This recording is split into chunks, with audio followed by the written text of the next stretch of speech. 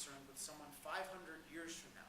I don't think someone 100 years ago should have been thinking, what is this, what is, some random guy in Southern California, how is he going to be affected by me lighting my home with kerosene? Well, it's a finite resource, I'm burning it, so shouldn't I just keep it dark? Shouldn't I just have at least 1 Earth hour a day or something like that, so darken my house? No, I'm serious, but that's what they're saying. They're saying darken your life by taking the most efficient way of transporting yourself and by cutting it. And now they can say just cut a little, but the principle is cut as much as possible so that people in the future can be guaranteed to have shatterproof glasses. And my point is there's no so I think of the time horizon of myself and my children. I think everything else is morally and economically meaningless. And there's no conflict between the present and the future, but it just becomes absurd to say, I'm going to sacrifice my life so that people 100 years from now, who if we have any measure of freedom, will be 50 times richer than we are, so that we can somehow do something for their sake. That is not a love of human life. It's another pretext for finding a problem with capitalism. So, okay, fine, capitalism, yeah, it doubled our life expectancy in 100 years. Yeah, it has all these amazing things, but it's incinerating the planet. Okay, not that. Oh, but in 100 years, we're going to not have any petroleum products. No resource has ever run out under capitalism, ever. And there's a reason why. It has to do with the fact that resources, the fundamental resource is the human mind. So there's no danger of that whatsoever. And I think it's immoral to sacrifice us for that kind of anti-capitalist view. So I find that it's economically false and it's morally wrong. Yes, in the back. I think it was Q2 or Q3 of Norway, the gentleman known as ExxonMobil reported their record-breaking profits of like 12.68 billion. And everyone devolved into mental paroxysm and how equal it is to be successful. But what remained unknown is that during the same time period, they paid a shade under 30 billion in taxes.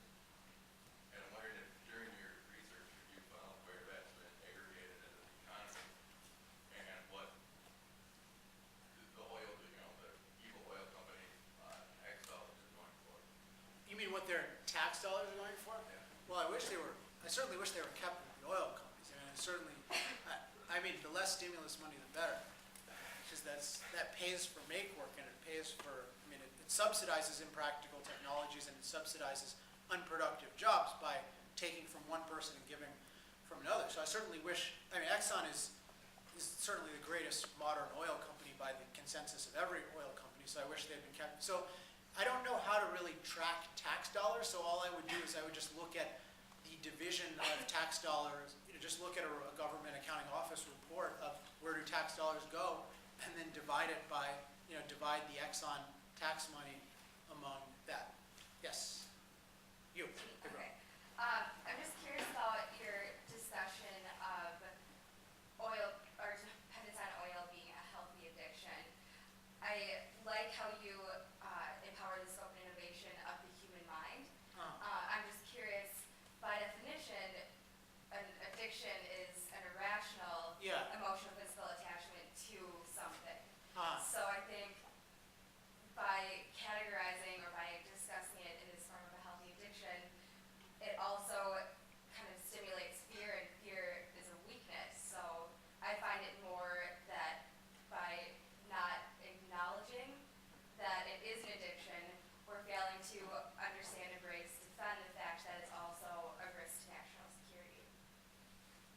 Okay, I think I understand your question. Tell me if I don't answer it. Okay. I'll try again. So, when I write addiction there, the point is to be provocative at the beginning, but by the end, hopefully I don't think it's an addiction. I think it's any more than life is an addiction. It's essential to life. Life in the modern industrial world.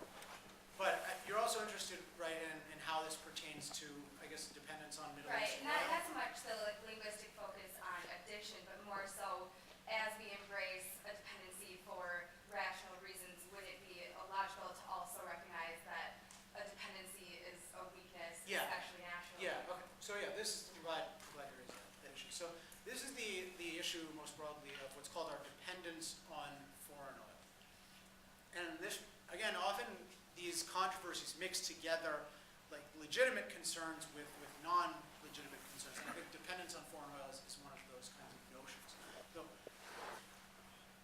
we pay $700 billion a year, approximately, I believe, to the, this is a statistic used, I should probably check it more accurately, these are usually not true, but pay hundreds of billions of dollars. The Middle East gets hundreds of billions of dollars a year in oil revenue. That's true. So do other foreign countries. So most of the oil, we don't have most of the oil reserves in the world, the known oil reserves in the world anymore. We used to, we don't anymore. So most of the oil that we produce, that we purchase, is from other countries. In and of itself, that's great. There's no problem with that. So I mean, there's one problem, which is the nature of a couple of the regimes. But purchasing something from a foreign country is not dependence; it's trade.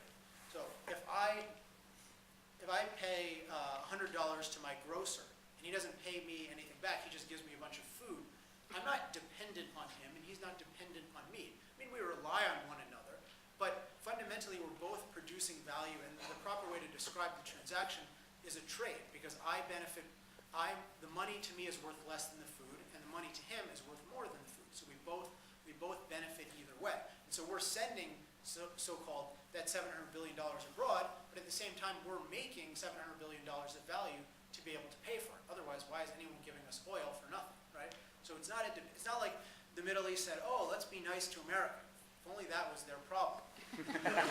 They're saying we benefit hugely from selling this oil to America. And in fact, the Middle East is in much worse shape long term, to the extent that any country can't sell oil, because those countries are ridiculously dependent on oil in their economies, because they're very unfree countries. And the way that they got wealthy at all was that they signed contracts with Western oil companies that found and developed oil that no one knew about. So Persia at the time was desperately poor in 1901, and they became extremely wealthy thanks to the U.S.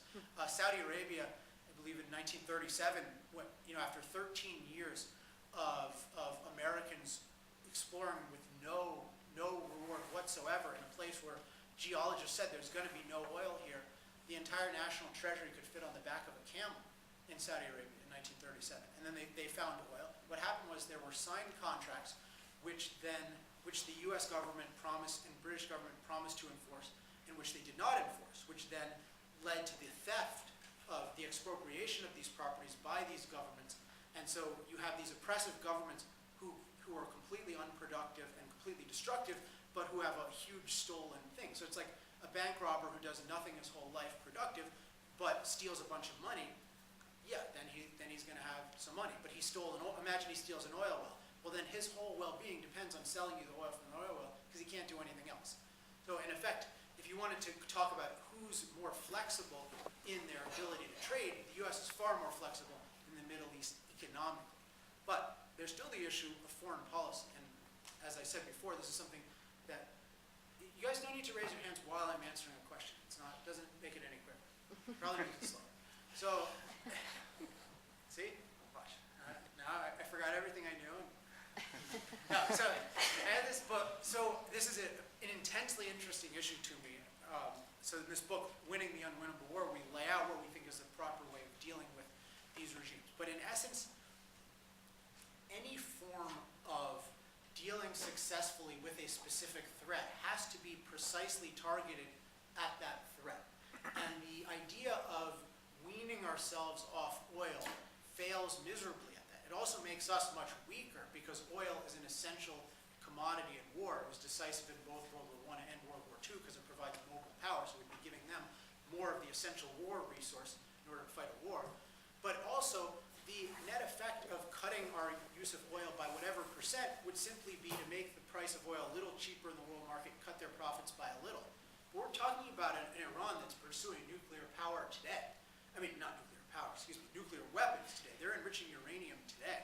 These are urgent, direct threats. So the only way to address that is by figuring out how to defeat them directly. And the only economic way to do that I've ever heard of would be a world blockade, not on foreign oil, but on Iranian oil or on Saudi oil. So you'd have a temporary blockade that would completely shut down the